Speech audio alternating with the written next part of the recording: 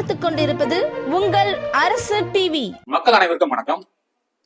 வருகிற சட்டமன்ற தேர்தலில் எந்த கட்சி மதுவை நிச்சயமாக ஒழிப்பேன் என்று மக்களிடத்தில் வாக்குறுதி அளித்து எழுதி கொடுக்கிற கட்சிக்கு தான் பெண்களுடைய ஓட்டு அப்படின்று தமிழ்நாட்டில் இருக்கக்கூடிய பெண்கள் ஒரு சபதமாக எடுத்துக்கொள்கிறார்கள்.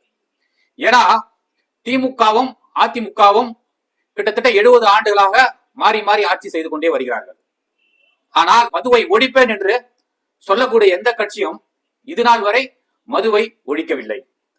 இவர்கள் ஆட்சியில் இருந்தால் எதிர்கட்சியாக இருக்கக்கூடியவர்கள் நான் மதுவை ஒழிப்பேன் என்று சொல்வார்கள். நான் ஆட்சிக்கு வந்தால் அது திமுகவும் அதிமுகவும் மாறி மாறி இப்படியேதான் மக்களை ஏமாற்றி கொண்டு வருகிறார்கள். நாங்கள் ஆட்சிக்கு வந்தால் மதுவை ஒழிப்பேன் என்று. இதெல்லாம் நம்ம பேசல. அந்த கட்சியில் திமுக கட்சியில் இருக்கக்கூடிய முக்கிய நபர்கள் பேசுவார்கள். அதே போல அதிமுக இருந்தாலும் அதிமுக நபர்கள் பேசுவார்கள். இப்படி மக்களுக்கு ஒரு பொய்யான வாக்குறுதிகளை கொடுத்து ஆட்சிக்கு வருகிறார்கள். நான் கேட்பது ஒன்றே ஒன்றுதான், ஏன் ஆட்சியாளர்கள் மதுவை ஒழிக்க மாட்டேங்கிறார்கள்? நீதிமன்றம் கூட கேள்வி கேட்டுள்ளது. எத்தனை கடைகளை இந்த அரசாங்கம் மூடியுள்ளது. இதே போன்றுதான் இந்த கட்சிகள் யாரும் மதுவை ஒழிக்க முன்வர மாட்டீர்கள். இந்த மதுவால் தான் நாட்டில் சட்டம் ஒழுங்கு சீர்கெட்டு போகிறது. அதை ஏன் புரிந்து கொள்ள மாட்டீர்கள்? நாட்டில் நடக்கக்கூடிய அநியாயம், அக்கிரமம், கொலை, கொள்ளை, கற்பழிப்பு, பாலியல் சீண்டல், விபத்துகள் எல்லாத்துக்குமே காரணம் பாத்தீங்கன்னா இந்த மது. அப்படிப்பட்ட ஒரு கொடிய நோய், கொடூரமான ஒரு சாத்தான் என்று சொல்லலாம். அப்படிப்பட்ட இந்த மதுவை ஏன் அரசாங்கம் ஒழிக்க மாட்டேங்கிறது? ஏன் இந்த திமுகவும் அதிமுகவும் இந்த மதுவை ஒழிக்க முன்வர மாட்டீர்கள்? இந்த தமிழ்நாட்டில் மக்கள் நலமுடன் வளமுடன் சிறப்புடன் வாழ வேண்டும். ஒவ்வொரு பிள்ளைகளும் பாத்தீங்கன்னா தாய் தந்தை என்ன பண்ணுவாங்கன்னா அந்த பிள்ளை நல்லா வளரணும் தான் பார்ப்பாங்க. சமுதாயத்தில் ஒரு அரசாங்கத்தை நம்பி மக்கள் கொடுக்குறாங்கன்னா அந்த அரசாங்கம் யார் முதலமைச்சரோ அந்த முதலமைச்சர் தான் நாட்டு மக்களுக்கு தாயாகவும் தந்தையாகவும் இருந்து அவருடைய நலனில் அக்கறை செலுத்தி அவருடைய பாதுகாப்புக்கு வேண்டிய அத்தனை காரியங்களையும் செய்ய வேண்டும், அத்தனை உதவிகளையும் செய்ய வேண்டும். அதுதான் முதலமைச்சர். அது பிரதமராக இருக்கட்டும், முதலமைச்சராக இருக்கட்டும், அவருடைய கடமை இதுதான். இப்படி ஒரு தாய் தந்தை அந்தஸ்தில் இருக்கக்கூடிய முதலமைச்சர்கள் ஏன் உங்களுடைய பிள்ளைகள் இந்த சமுதாயத்தில் சீர்கெட்டு போகிறது? இந்த மதுவால் இந்த சமுதாயம் சீர்கெட்டு போகிறது. இந்த மதுவால் தமிழ்நாட்டின் வளர்ச்சி சீரழிந்து போகிறது. இந்த மதுவால் தமிழ்நாட்டில் விபத்துகள் ஏற்படுகிறது. இந்த மதுவால் சட்டம் ஒழுங்கு சீர்கெட்டு போகிறது. இந்த மதுவால் கொலை, கொள்ளை, கற்பழிப்பு, பாலியல் சீண்டல் என்று தொடர்ந்து நடந்து கொண்டே வருகிறது. ஏன் உங்களுக்கெல்லாம் அக்கறை இல்லையா? உங்களுடைய பிள்ளைகள் இப்படி போகிறார்கள் என்று உங்களுக்கு அக்கறை இல்லையா? வெறும் வார்த்தையால் மட்டும் நான் ஆட்சிக்கு வந்தால் உங்களுக்கு என்னென்ன செய்வேன் என்று வாக்குறுதி கொடுக்கிறீர்கள். இந்த மதுவை ஒழிப்பேன் என்று வாக்குறுதி கொடுக்கிறீர்கள். ஏன் இந்த மதுவை ஒழிக்க மாட்டீர்கள்? தமிழ்நாட்டு பெண்கள் இதைதான் கேட்கிறார்கள். அவர்கள் ஒரு தெளிவான முடிவு எடுத்திருக்கிறார்கள். வருகிற சட்டமன்ற தேர்தலில் எந்த கட்சி நிச்சயமாக இந்த மதுவை ஒழிப்பேன் என்று சொல்லி அந்த வாக்குறுதி மட்டும் இல்ல, எழுத்துப்பூர்வமாக நாங்கள் ஆட்சிக்கு வந்தால் இந்த மதுவை ஒழிப்போம் என்று எழுத்துப்பூர்வமாக கொடுக்கக்கூடிய கட்சிக்கு பெண்கள் வாக்களிப்பேன் என்று ஒரு சபதம் எடுத்திருக்கிறார்கள்.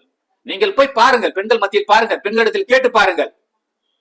அவர்கள் தெளிவாக சொல்லுவார்கள், இந்த மது ஒழிய வேண்டும், இந்த நாட்டில் மது இருக்கக்கூடாது அப்படின்று. அப்ப யார் ஆட்சிக்கு வந்தால் நிச்சயமாக இந்த மதுவை ஒழிப்பார்கள் அப்படின்ற ஒரு கேள்விக்குறி வருது. ஏனால் மாறி மாறி இப்படிதான் திமுக ஆட்சி, கூட்டணி ஆட்சி, அதிமுக கூட்டணி ஆட்சி. வேறு மதுவை ஒழிப்பேன் என்று சொல்லக்கூடிய சீமான் தனிச்சையாக நிற்கிறார். அப்படி தனியா நிற்கும் போது அவரால் ஆட்சியை பிடிக்க முடியுமா என்று பார்த்தால் முடியாது. இப்ப தனிச்சையாக நிற்கக்கூடிய விஜய் அவர்கள் ஆட்சியை பிடிப்பார்கள் என்று பார்த்தால் முடியாது. ஆனால் கூட்டணி கட்சிக்குள் இருக்கக்கூடிய காங்கிரஸ் கட்சி போன்றது, விடுதலை சிறுத்தைகள் காங்கிரஸ் கட்சி எல்லாம் திமுகவை கேள்வி கேட்கலாம், ஏன் மதுவை ஒழிக்க மாட்டீர்கள்?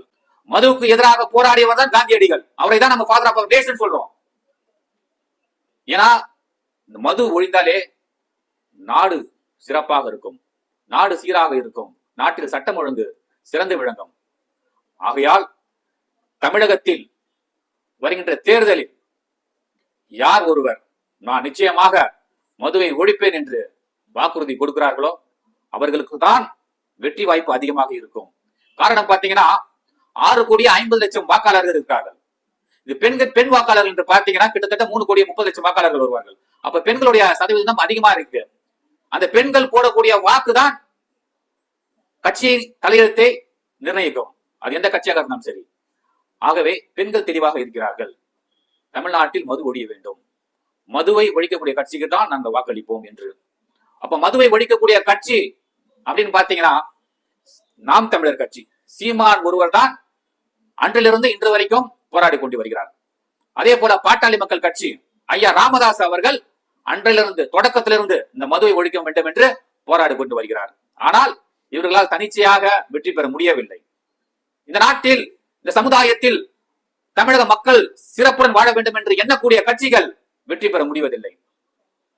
ஆகையால் நீங்கள் திமுகவாக இருக்கட்டும், அதிமுகவாக இருக்கட்டும், இந்த வருகின்ற சட்டமன்ற தேர்தலில் மதுவை ஒழிப்பதற்கு என்ன வழியோ அதை செய்தீர்கள் என்றால் மக்களுக்கு ரொம்ப புண்ணியமா இருக்கும். மக்களுக்கு ரொம்ப புண்ணியமா இருக்கும். இந்த மக்களுக்கு ஒரு நீங்கள் செய்யக்கூடிய ஒரு உதவியாக நினைத்து இந்த மதுவை ஒழிங்கள், மதுவை ஒழிங்கள், மதுவை ஒழிங்கள் என்று கேட்டுக்கொள்கிறேன். நன்றி, வணக்கம்.